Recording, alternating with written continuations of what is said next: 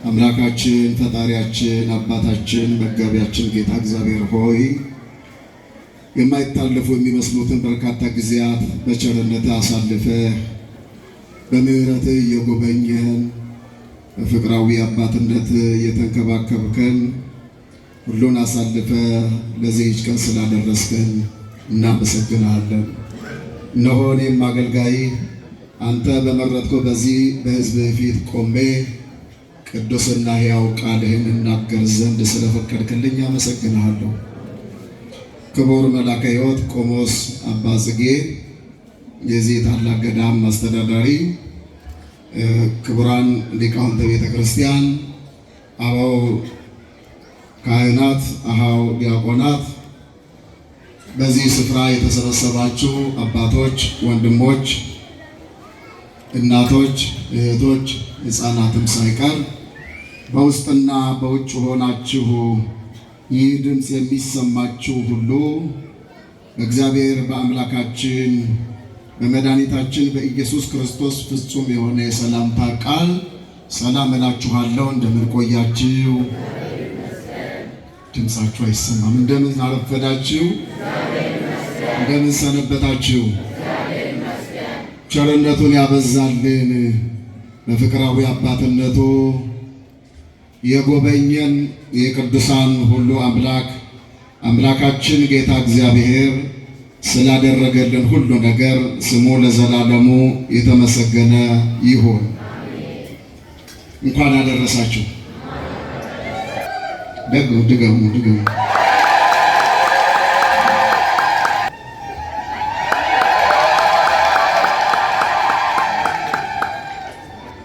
ሆሳዕና ለወልደ ዳዊት።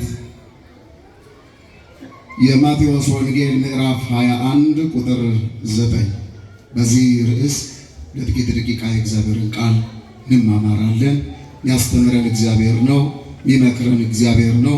እግዚአብሔር የሚመክረንን እግዚአብሔርን የሚያስተምረንን ቅዱስ ቃል እንሰማ ዘንድ ሕሊናችን የነቃ ጆሮአችንም ደግሞ ቃሉን ለመስማት የተጋ እንዲሆንልን እግዚአብሔር የአምላካችን ቅዱስ ፈቃዱ ይደረግልን። አሜን ያላሉትን እግዚአብሔር አሜን ያሰኝልን። በተቻለ መጠን በጣም የደከማችሁ በያላችሁበት ባገኛችሁት ሁሉ አረፍ በሉ። የጠነከራችሁ ደግሞ ከኔ ጋር አብረን ቆመን የእግዚአብሔርን ቃል እንማማራለን። ማን ያስተምረን? እግዚአብሔር። የማይናገር ሰው አይኑር። ማን ያስተምረን?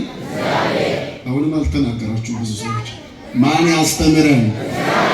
እግዚአብሔር ያስተምረን ዘንድ የእሱ መልካም ፈቃድ ይሆንልን። ለዳዊት ልጅ በጌታ ስም የሚመጣ የተባረከ ነው። ሆሳዕና በአርያም። ይህ የዛሬው በዓል ታላቅ በዓል ነው። ከጌታችን ከመድኃኒታችን ከኢየሱስ ክርስቶስ 9 አበይት በዓላት መካከል አንዱ ነው። ይህ ታላቅ በዓል የጌታ ጾም ከገባ 8ኛ ሳምንት ላይ የሚገኝ ታላቅ በዓል ነው። ቃሉ የዕብራይስጥ ነው። ሆሳዕና የሚለው ትርጉሙ አቤቱ አሁን አድን ማለት ነው። ይህ በዓል ቅድም እንደነገርኳችሁ ከ9 የጌታ አበይት በዓላት መካከል አንዱ ነው። ጥንተ ሆሳዕና መጋቢት 20 ቀን ነበረ የመጀመሪያው። ያው ቀን አንድ ጊዜ ወደዛ አንድ ጊዜ ወደዚህ ስለሚል የቤተ ክርስቲያናችን የራሷን የቻለ ቀመር ስላለ በዚያ ልክ ስለሚሄድ ነው። ጥንተ ሆሳዕና መጋቢት 20 ቀን ነው። ያንን ነው ዛሬ የምናከብረው በዓል ማለት ነው። እንግዲህ በዚህ በማቴዎስ ወንጌል ምዕራፍ 21 ላይ ከቁጥር 1 ጀምሮ እያነበብኩኝ እቀጥላለሁ። እግዚአብሔር ከሁላችን ጋር ይሁን። የዛሬውን ትምህርተ ወንጌል ቅድም መጋቤ ሐዲስ በቅዳሴው ክፍለ ጊዜም በስፋት ሲያስተምሩ ስለነበረ ተደራራቢ አገልግሎት ጊዜም ስለሆነ እየረፈደም ስለሆነ በተቻለ መጠን ለማሳጠር ሞክራለሁ። በጸሎታችሁ አስቡኝ። የመጀመሪያው መልእክቴ ነው። የማቴዎስ ወንጌል ምዕራፍ 21 ከቁጥር 1 ጀምሮ ወደ ኢየሩሳሌምም ቀርበው ወደ ደብረ ዘይት ወደ ቤተፋጌ ሲደርሱ ያን ጊዜ ኢየሱስ ከደቀ መዛሙርቱ 2 ላከ ይላል። ቤተፋጌ ማለት የበለስ ቤት ማለት ሲሆን ከኢየሩሳሌም ወደ ኢያሪኮ በሚወስደው መንገድ ላይ የምትገኝ ትንሽ መንደር ናት። 2ቱ ደቀ መዛሙርት የተባሉት ጴጥሮስና ዮሐንስ ናቸው። እነዚህን 2ቱን ደቀ መዛሙርት ላካቸው።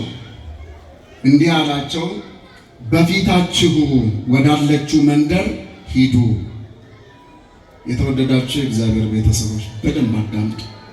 አለበለዚያ እንዲሁ ትርጉሙ ሳይገባን ጊዜያችንን እዚህ አቃጥለን ለበረከትም ሳይሆንልን ዝም ብለን እንገባለን ማለት ነው። እና ስለ ዛሬው በዓል ሌሎች ከእምነታችን ውጭ የሆኑ ሰዎች እንኳን ቢጠይቁን በአግባቡ ልንመልሰው የምንችልበት ቁመና ላይ መሆን አለብን ማለት ነው። ያ ደግሞ የእግዚአብሔርን ቃል በመስማት የሚገኝ መንፈሳዊ ዕውቀት ነው። እንዲህም አላቸው፣ በፊታችሁ ወዳለችው መንደር ሂዱ። በዚያን ጊዜም የታሰረችን አህያ ውርንጫም ከእርሷ ጋር ታገኛላችሁ፣ ፈታችሁ አምጡልኝ። ማንም አንዳች ቢላችሁ ለጌታ ያስፈልጉታል በሉ፣ ወዲያውም ይሰዳቸዋል ይላል። የትኛው ይሻላል? በፊታችሁ ወዳለችው መንደር ሂዱ። በዚያን ጊዜም የታሰረችን አህያ ውርንጫም ከእርሷ ጋር ታገኛላችሁ፣ ፈታችሁ አምጡልኝ። ትምህርቱ የራሱን የቻለ ዝርዝር ታሪክና ሰፊ ማብራሪያ አለው፣ በትርጓሜ ደረጃ ማለት ነው። የተወሰነውን ያክል ነው ለመናገር የምሞክረው። እናም ወደፊት ፊታችሁ ወዳለችቱ መንደር ሂዱ፣ በዚያም የታሰረች አህያ ከነ ውርንጫዋ ታገኛላችሁ፣ ፈታችሁ አምጡልኝ። ምን ብላችሁ አምጡልኝ? ፈታችሁ አምጡልኝ። ታስራለች ማለት ነው አህያዋ። ስለዚህ የታሰረችቱን አህያ ፈታችሁ አምጡልኝ አለ። ማንም አንዳች ቢላችሁ አለ ቢጠይቃችሁ ለጌታ ያስፈልጉታል በሉ፣ ወዲያውም ይሰዳቸዋል። ማንም ቢጠይቃችሁ ለጌታ ያስፈልጋሉ በሉና ይህንን ተናገሩ ነበር የተባሉት። ጌታ እንዳዘዛቸው እነሱም ሄዱ፣ እንደተባሉት አደረጉ። ሲጠየቁም መልሱ የተባሉትን መልስ መለሱ ማለት ነው። በነገራችን ላይ መተርጉማኑ እንደሚሉት አህዮቹ ወይም ከአህያይቱ ከነውርንጫዋ ተሰርቃ በስውር የታሰረች ነበረች። ስለዚህ ማንም ሰው አንዳች ቢላችሁ ለጌታ ያስፈልጉታል በሉ ነበር ያላቸው። የአህያይቱ ጌታ የአህያይቱ ፈጣሪ እግዚአብሔር ነውና ከሱ በላይ የአህያዋ ጌታ ማን ሊሆን ይችላል? የፈጠራት እሱ፣ ሕይወት የሰጣት እሱ። ምናልባት አህያዋ ሌላ ሊሆን ይችላል። በጥንተ ተፈጥሮ ግን ጌታዋ እሱ ራሱ ኢየሱስ ክርስቶስ ነው። ስለዚህ ማንም አንዳች ቢላችሁ ለጌታ ያስፈልጉታል በሉ፣ ወዲያውም ይሰዳቸዋል ተባሉ። ለጽዮን ልጅ እነሆ ንጉሥሽ የዋህ ሆኖ በአህያን ላይና በአህያይቱ ግልገል በውርንጫይቱ ላይ ተቀምጦ ወደ አንቺ ይመጣል በሏት ተብሎ በነቢይ የተነገረው ይፈጸም ዘንድ የሆነ በዘካርያስ የተነገረ ትንቢት ነበረና ያ ትንቢት አሁን ፍጻሜ አገኘ። በነቢያት የተነገረው ትንቢት በሙሉ በጌታችን በኢየሱስ ክርስቶስ ተፈጽሟል። ገና የሚፈጸሙም ደግሞ አሉ ማለት ነው። በተለይ ስለ ምጽአቱ የሚናገረው ነገረ ምጽአቱን የሚናገረው በመዝሙረ ዳዊት በሌላውም ላይ ያሉት ሁሉ እነዛ በቅደም ተከተል ፍጻሜያቸውን እያገኙ ይሄዳሉ። በአብዛኛው ግን ፍጻሜ ያገኙ ናቸው። በነቢያት የተነገረውን ነው፣ በተነገረው መንገድ ነው ጌታችን ኢየሱስ ክርስቶስ በምድር ላይ የተገለጠው። ስለዚህም አህያይቱን ሄደው ፈቱ፣ ይዘውም መጡ። ደቀ መዛሙርቱም ሄደው ኢየሱስ እንዳዘዛቸው አደረጉ። ኢየሱስ ምን እንዳላቸው? ኧረ በሞቴ ንገሩኝ። ምን እንዳላቸው? እንዳዘዛቸው አደረጉ። በጣም ጥሩ። ስንቶቻችንን እሱ እንዳዘዘን እየሆንን ያለ ነው? እሱ ባዘዘን መንገድ እየሄድን ያለ ነው? ስንቶቻችን ነን? እሱ የሚያዘዘን ሌላ፣ እኛ የምናደርገው ሌላ ሆኖ እኮ ነው የተቸገርነው። ጌታ እንዳዘዛቸው አደረጉ። ሂዱ በተባሉበት ስፍራ የታሰረች አህያ አገኙ፣ ፈቱ። ሲጠየቁ ተገቢውን ምላሽ ሰጡ። አህያዋን ይዘው ወደ ጌታዋ መጡ ማለት ነው። አመጡለት። ልብሳቸውንም በእነርሱ ላይ ጫኑ፣ ጎዘጎዙ፣ በአህያይቱ ላይ ማለት ነው። ተቀመጠባቸውም ይላል። አንድም በሁለቱም አህዮች ላይ በተአምራት ተቀመጠ። ምን የሚሳነው ነገር አለ? እርሱ እኮ እግዚአብሔር ነው። እርሱ እኮ አምላክ ነው። የሚሳነው ለእኛ ነው። እኛ አሁን እዚህ አለን፣ ሌላ ስፍራ የለንም። እግዚአብሔር በዓለም ሁሉ አለ፣ በሰማይ በምድር አለ። እሱ የሌለበት ስፍራ የለም። ቦታ አይገድበው፣ ጊዜ አይገድበው፣ በማንኛውም ነገር የሚገደብ አይደለም እሱ። ስለዚህ በሁለቱም አህዮች ላይ ተቀመጠ። ሌላው 16 ምዕራፍ እያሉ ቅድም ሲያስተምሩ ሰምታችኋል።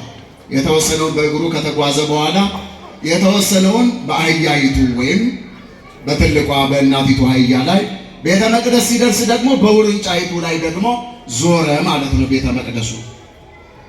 እናም ብዙዎች ልብሳቸውን በመንገድ ላይ አነጠፉ ለክብሩ ሲሉ፣ እርሱ አምላክ ነውና፣ እርሱ ዓለምን ሁሉ ለማዳን የመጣ እውነተኛ መድኃኒት ነውና ልብሳቸውን ሁሉ እያወጡ አንድም በአህያይቱ ላይ እየጎዘጎዙ፣ ሁለተኛ መሬቱ ላይ ሁሉ እየጎዘጎዙ። ልብስ አይቆረቆርም። አዎ የማትቆረቁር ንጹሕ የሆነች ሕገ ወንጌልን እንደመሰረተልን የሚያጠይቅ ነው ይሄ። ስለዚህ ለክብሩ ሲሉ ምንጣፍ እያነጠፉ፣ የሚገርማችሁ አህያይቱ በምንጣፉ ላይ ትሄድ ነበር። አህያይቱ በተጎዘጎዘው ቅጠል ላይ ትሄድ ነበር። ለምን? ጌታዋን ተሸክማለችና፣ ጌታዋን እያገለገለች ነውና። አገልግሎት እንዲህ ያስከብራል ወገኖች። እግዚአብሔርን ማገልገል መታደል ነው። አህያይቱ የኔ ያክል ክብር ያገኘችው ጌታን እያገለገለች ስለሆነ ነው። በፍጹም ልቦናችሁ እግዚአብሔርን እያገለገላችሁ ያላችሁ ሰዎች በዚህ መንገድ ራሳችሁን ብታስቡ መልካም ነው።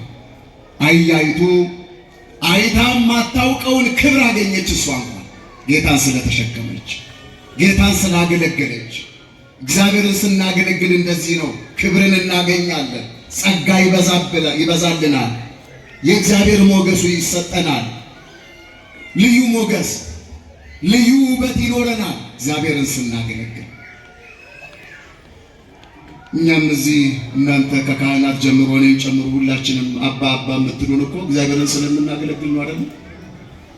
በቤተ መቅደስ ውስጥ እግዚአብሔርን ስለምናገለግል እኮ ነው የምታከብሩ። እግዚአብሔርን የሚያገለግል ሰው ይከበራል። ትናንትና ማንም ዞር ብሎ የማያያቸው የነበሩ ሰዎች ዛሬ የዝማሬ ጸጋ በዝቶላቸው በመድረክ ላይ ቆመው ማይክ ይዘው ሲዘምሩ በሚስረቀረቀው ድምፃቸው የተነሳ አንቱታን ያተረፉ ትልቅ ክብር ያገኙ ሰዎች አሉ። እግዚአብሔርን ማገልገል እንዲህ ያስከብራል። በተለይ ደግሞ በንጹህ ሕሊና ሆኖ እግዚአብሔርን ማገልገል ትልቅ በረከት ነው። ትልቅ ዋጋ አለው። ትልቅም ጸጋ አለው። ምናልባት በሰው ዘንድ አገልግሎታችሁ ያልታየላችሁ ለገጠሪቱ ቤተክርስቲያን ገንዘባችሁ በመስጠት ሻማ ጧፍ እየገዛችሁ አገልግሎቱ እንዳይታጎል የበኩላችሁን እያደረጋችሁ ያላችሁ፣ ሰው ግን የማያውቃችሁ እግዚአብሔር ግን የሚያውቃችሁ ሰዎች በእግዚአብሔር ዘንድ ልዩ ክብር አላችሁ። እሱም ማገልገል መታደል ነውና በዙሪያው ሰው ተሰልፏል። እልልታ ምስጋና ነበረ በወቅቱ። ይሄን ሁሉ ሰምታ ማታውቀውን አህያይቱ የዛን ቀን አየች። ሰምታ ማታውቀውን የዛን ቀን ሰማች። አይታ ማታውቀውን ክብር አገኘች፣ ጌታዋን ስላገለገለች። ከዚህ አንጻር እኔና እናንተ ለአገልግሎት የተሰየምን ለአገልግሎት የተሰለፍን ሰዎች አገልግሎታችን ራሱ ክብራችን እንደሆነ በዚህ ልናውቅ ይገባል።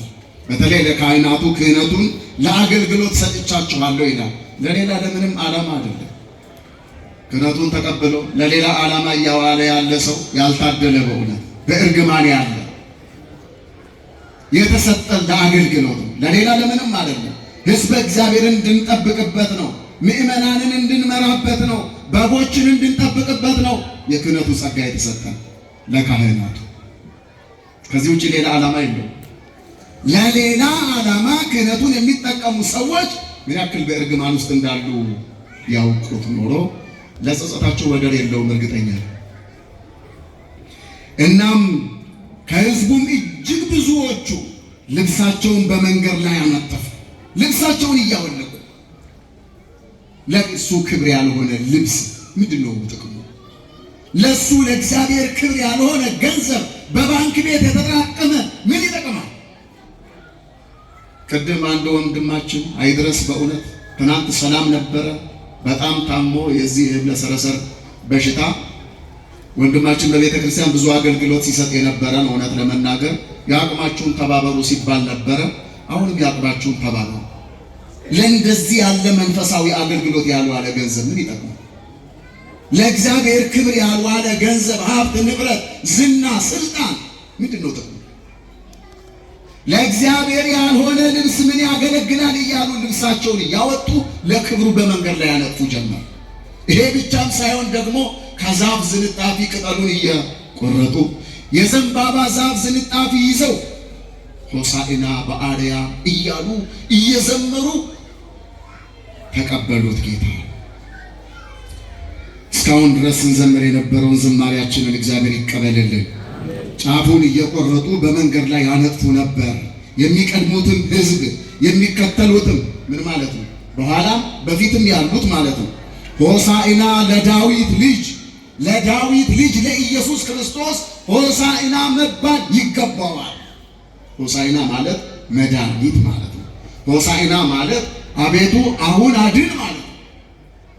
አቤቱ አሁን አድን ሊባል የሚገባ የዳዊት ልጅ ኢየሱስ ክርስቶስ እርሱ ማዳን ይችላልና፣ እርሱ መድኃኒት ነውና ለሰው ልጆች ሕመምና በሽታ ችግር ሁሉ መፍትሄ የሚሆን መድኃኒት ስለሆነ በእውነት ለዳዊት ልጅ ሆሳዕና መባል ይገባዋል።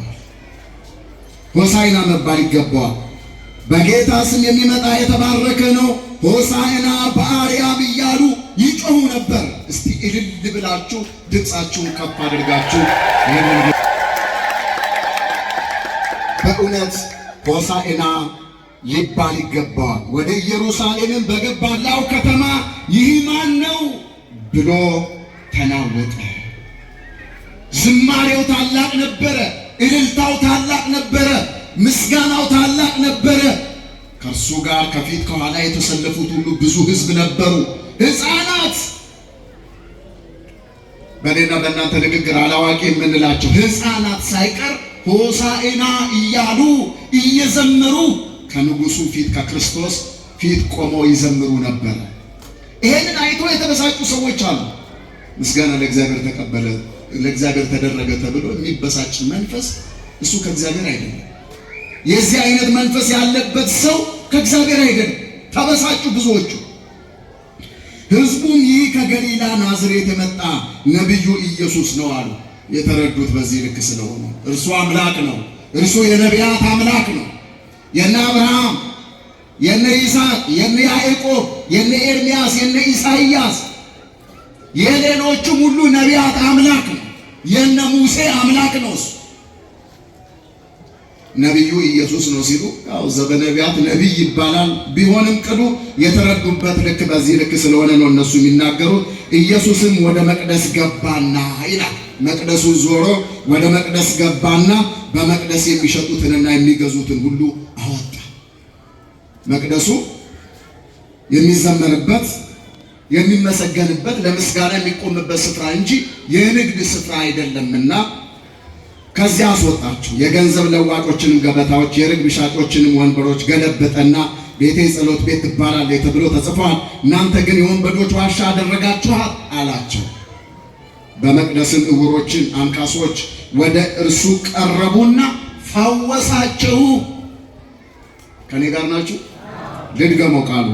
በመቅደስም ይላል ዕውሮችና አንካሶች ወደ እርሱ ቀረቡና ፈወሳቸው።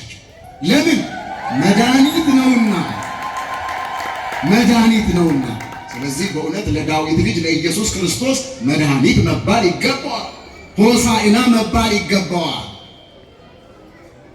ዕውሮቹን ሁሉ አይናማ ያደረገ፣ ከሚያዩት ሰዎች ተርታ ያሰለፈ፣ መራመድ ያልቻሉትን መራመድ የተሳናቸውን አንካሶችን ሁሉ ቀጥ አድርጎ ከሰው እኩል ያቆመ ፍቱን መድኃኒት ነውና እርሱ ኢየሱስ ክርስቶስ ለዳዊት ልጅ ለኢየሱስ ክርስቶስ ሆሳዕና መባል ይገባዋል። ብዙ ማለት እንችላለን። ዘዕውሩ ተወልደ፣ ዕውር ሆኖ የተወለደውን ደረቅ ግንባር ላይ ዓይንን ፈጥሮ ዕውር የነበረውን ዓይን ያልነበረውን ሰው ዓይንን ሸልሞ ከሚያዩት ሰዎች ተርታ አሰልፏልና በእውነት ለዳዊት ልጅ ለኢየሱስ ክርስቶስ መድኃኒት ሆሳዕና መባል ይገባዋል። የሙሴ አማት በንዳድ በሽታ ተኝታ በነበረበት ጊዜ ጌታ ወደ እርሷ ቀረበ፣ ፈወሳት፣ ዳነች። ወዲያውኑ ተነስታ ማገልገል ጀመረች ይላል። እንግዲያውስ እሱ በእውነት መድኃኒት ነውና ለዳዊት ልጅ ለኢየሱስ ክርስቶስ ሆሳዕና መባል ይገባዋል። 18 ዓመት ሙሉ የድካም መንፈስ የተጠናወታት ብሎም ደግሞ ወገቧ ጎብጣ ስትሄድ የነበረችውን ሴት ከመቅጽበት ፈውሶ ከሰዎች እኩል ቀጥ አርጎ አቁሟታልና እርሱ በእውነት መድኃኒት ነው። ስለዚህ ለዳዊት ልጅ ለኢየሱስ ክርስቶስ ሆሳዕና መባል ይገባዋል። ሆሳዕና መባል ይገባዋል።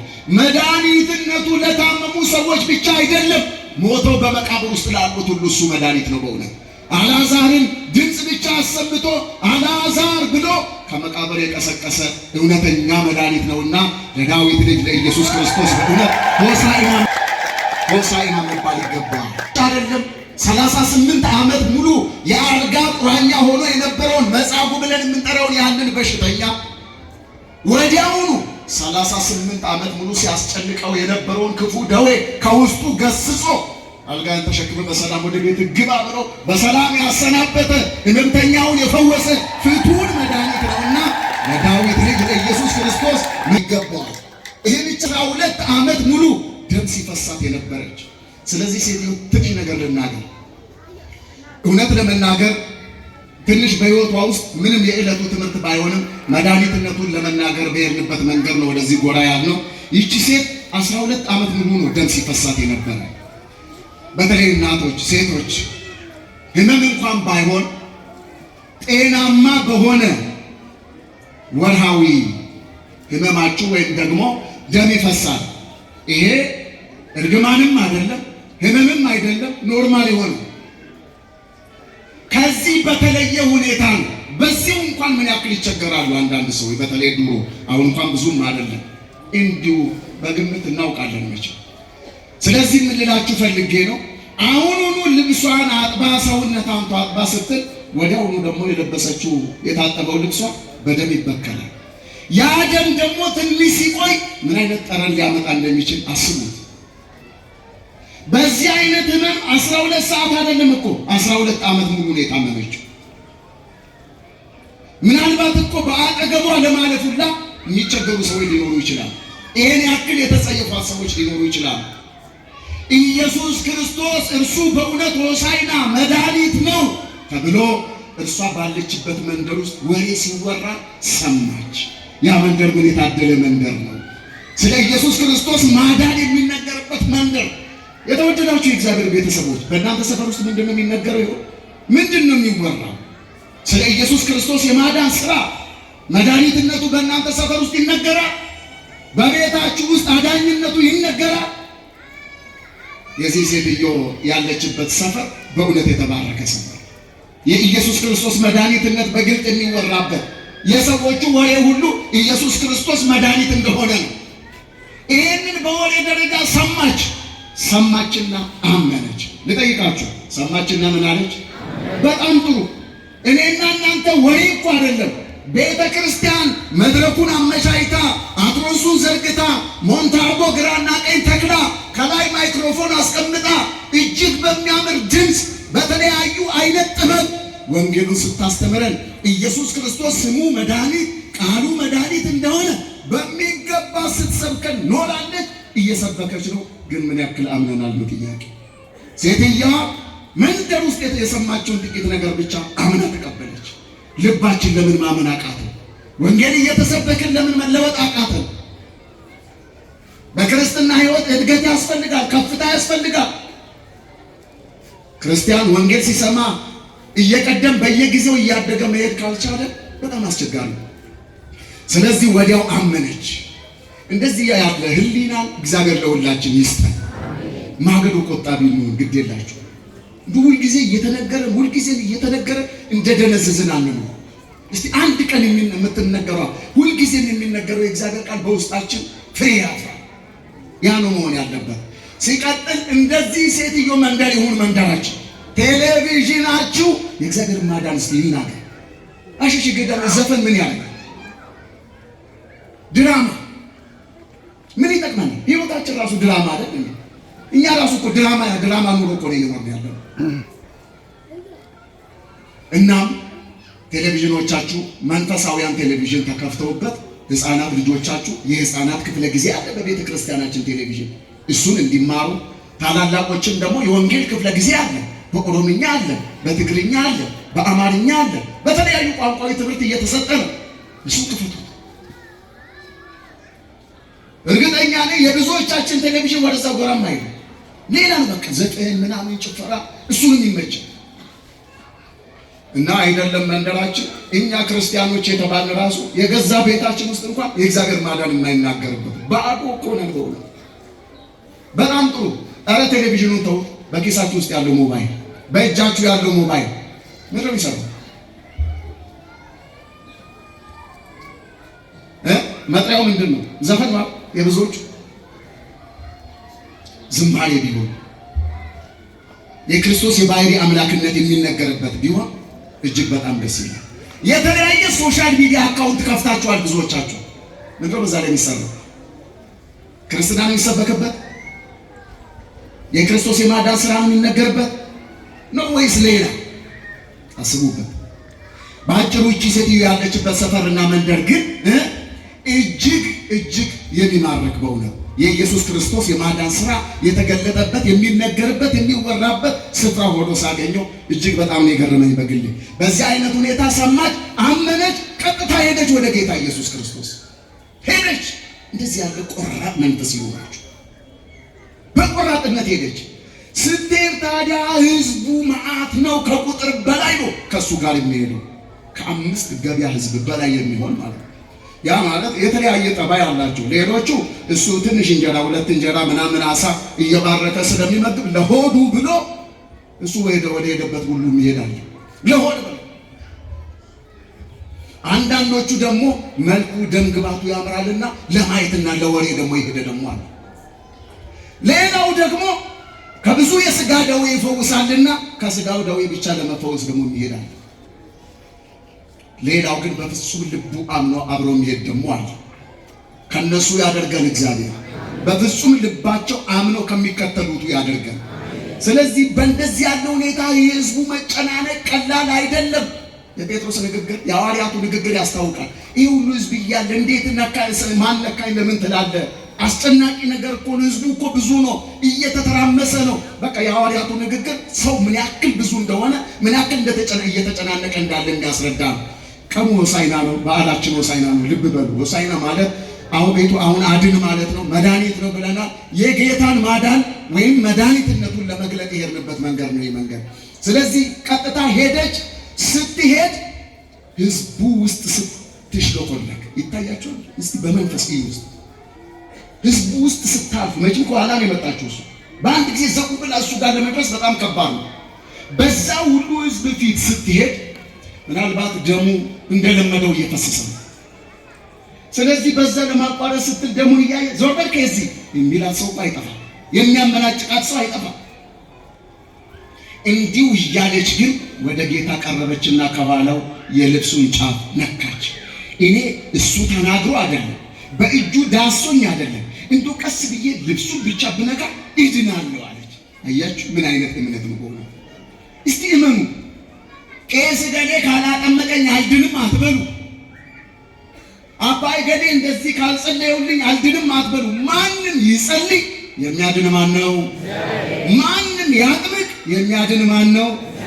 ማንም መስቀሉን ያሳልመን የሚባርክ ማን ነው? ወደዚህ ከፍታ ይደጉ። ሁልጊዜ እንጭት ሁልጊዜ ሕፃናት አንሁን በአእምሮ ማለት ነው። በቅድስና በንጽህና እንኳን እንደ ሕፃናት ብንሆን እሱ በጣም ጥሩ ነው። ቂም በቀል አያውቁም ሕፃናት። እዚህ ያላችሁ ሕፃናት በደንብ አዳምጡ። ዛሬ እናንተም ቀን ነው። ሕፃናት ጌታን ያመሰግኑበት ሆሳዕና ብለው ጌታን ያመሰግኑበት ልዩ ቀን ነው። ስለዚህ በእንደዚህ ያለ ሁኔታ ቀጥታ ሄደች፣ ልብሱን ነካች። እነካለሁ እንዳለችው ስትነካ ወዲያውኑ 12 ዓመት ሙሉ ሲያስጨንቃት የነበረው በሽታ የደሟ ምንጭ ቀጥ ብሎ ቆመ። ለእግዚአብሔር ይመስገን። ወዲያውኑ ዳነች። እንግዲያውስ በእውነት ለዳዊት ልጅ ለኢየሱስ ክርስቶስ ሆሳዕና መባል ይገባዋል፣ መድኃኒት መባል ይገባዋል። እውነት ለመናገር መድኃኒትነቱ መድኃኒት ብለን ለመግለጥ ከተጠቀምንበት ቋንቋ በላይ በእውነት እሱ መድኃኒት ነው። እሱ መድኃኒት ከአእምሮ በላይ ነው መድኃኒትነቱ። በእንዴት ያለ ሁኔታ እንደሚያድን አይታወቅም። ለየትኛውም የሕክምና ስፍራ ለየትኛውም የሳይንስ ጠበብቶች ሁሉ ያልተቻላቸው ወደ ቤተ ክርስቲያን መጥተው እንዲሁ ጸበል ብቻ ጠጥተው ወደ ድነው የሚገቡ ሰዎች አሉ። እምነት ነው የሚያድነው። አያችሁ፣ አምናችሁ አይደለም ቤተ መቅደስ ድረስ ዘልቄ ገብቼ አይደለም መስቀል ተሳልሜ ይቅርና በራፉ ላይ ራሱ ደጁ ላይ እንደዚህ ተሳልሜ አፈሩን እንዲባረክ እድናለሁ በሉ። የሚያድን ማን ነው? እግዚአብሔር ነውና። እግዚአብሔር የሌለበት ስፍራ የለም።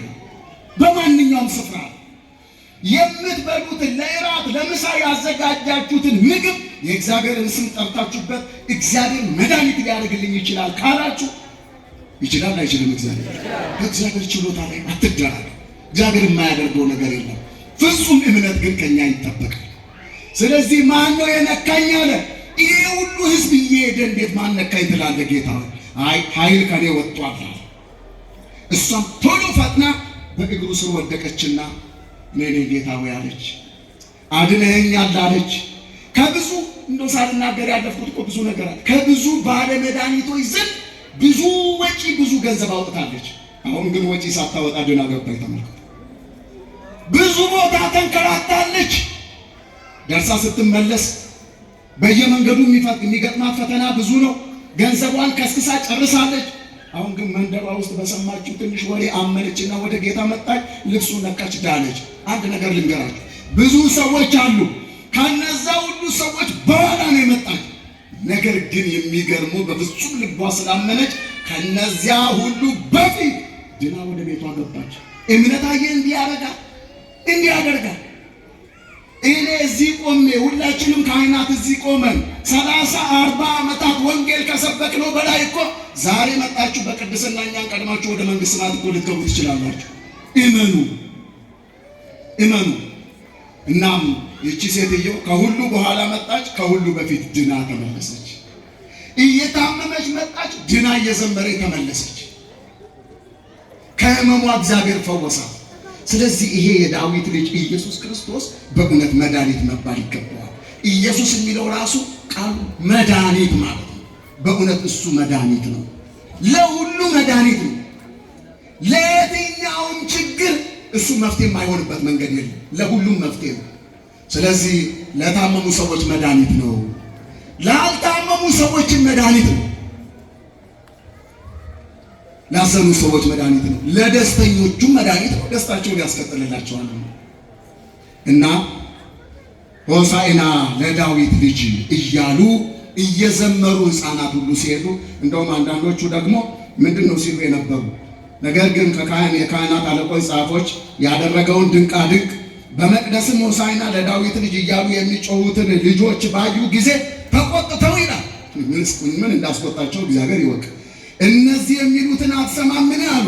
ኢየሱስን እሰማለሁ፣ ከሕፃናትና ከሚጠቡት አፍ ምስጋና ለራስ አዘጋጀ የሚለውን ቃል ከቶ አላነበባችሁምን? መጽሐፉ እኮ ተጽፏል። እማፈ ደቂቅ ወሕፃናት አስተዳሎከ ስብሐተ።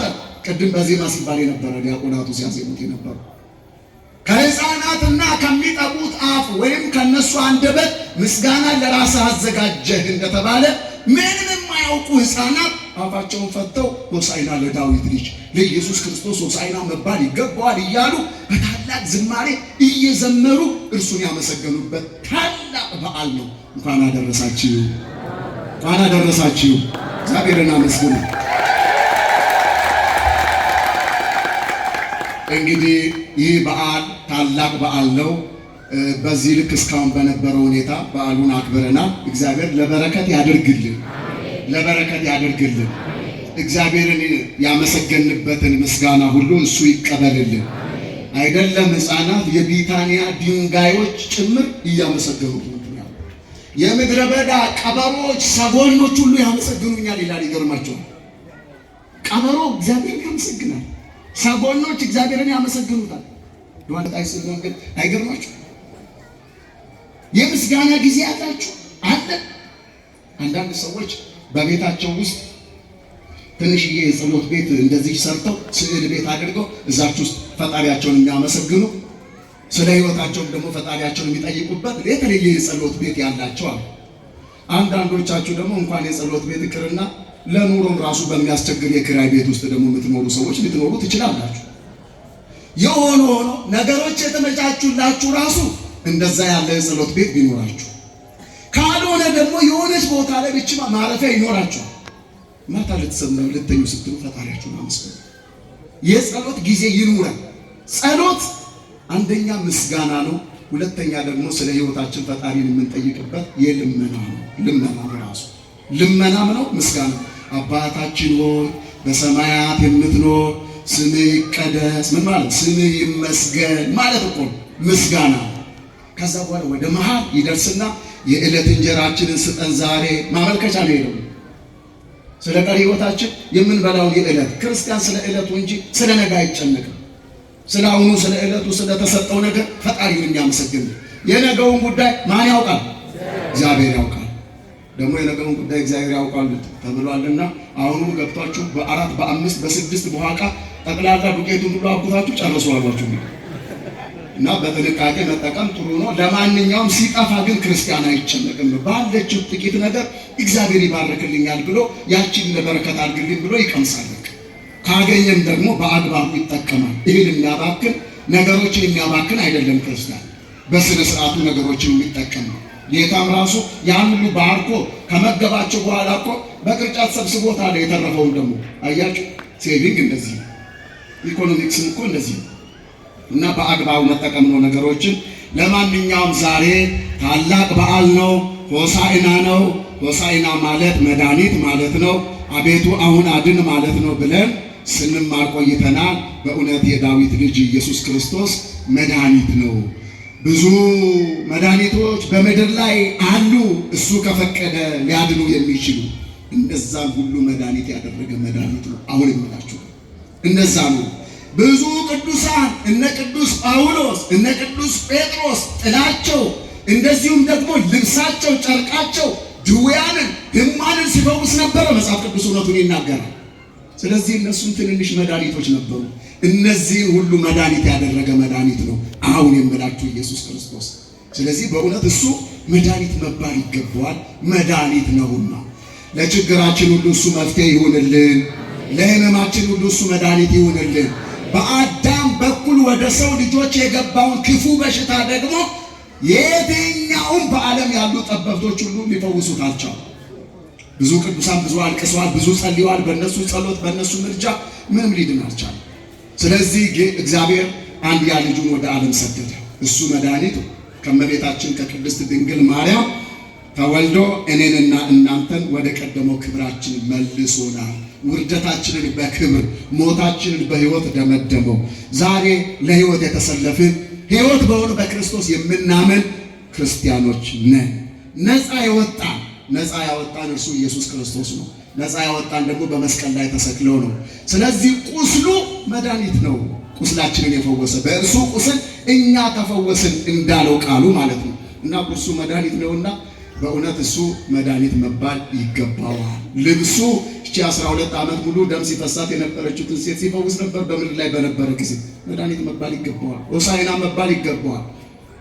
ምራቁን እንትፍ ብሎ ከጭቃ ጋር አድርጎ ደረቅ ግንባር ላይ እየቀባ ዓይንን የሚፈጥር እውነተኛ መድኃኒት ነውና ሆሳዕና መባል ይገባዋል።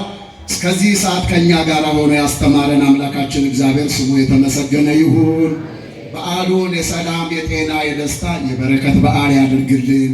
ከነገ ጀምሮ ደግሞ ሕማማት እየገባ ነው። በተለይ እስካሁን ከነበረው በላይ የምንሰግድበት አብዛኛው ጊዜያችንን በቤተ ክርስቲያን የምናሳልፍበት ልዩ ሳምንት ናት። ከነገው ጀምሮ ደግሞ ያለችው። ስለዚህ በዚህ ሳምንትም ደግሞ እንዲሁ በጋራ በየቤተ ክርስቲያኑ እየተገኘን ለፈጠረን አምላክ እየሰገድን አገራችንን ሰላም አድርግልን እየጸለይን አብረን የምናሳልፍበት የበረከት ጊዜ ያድርግልን። ዘመናችንን እግዚአብሔር አምላክ ይባርክልን። ሁላችሁም ከተቀመጣችሁበት ለቀሪ ጸሎት እንነሳ።